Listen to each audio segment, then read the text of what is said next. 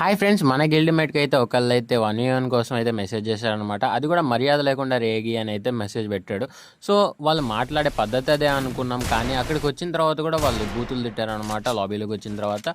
So ఇలాంటి నా కొడుకులు మన ఫ్రీ ఫైర్లో మన తెలుగు కమ్యూనిటీలో ఒక పిచ్చి చెట్లలాగా అంటే పెరిగారనమాట. సో ఇలాంటి వాళ్ళకు బుద్ధి చెప్పాలి కాబట్టే చెప్పాము ఈ వీడియో. సో లాల్ ఎమోట్ వేసాడు అనమాట. నేను నాక్ అయినాక అది కూడా నేను వేరే వాడిని కొడుతుంటే నాకు వెనక నుంచి వచ్చి ఎమోట్ వేసాడు. సో నేను కూడా తర్వాత బీభత్సంగా ఎమోట్లు వేసాం.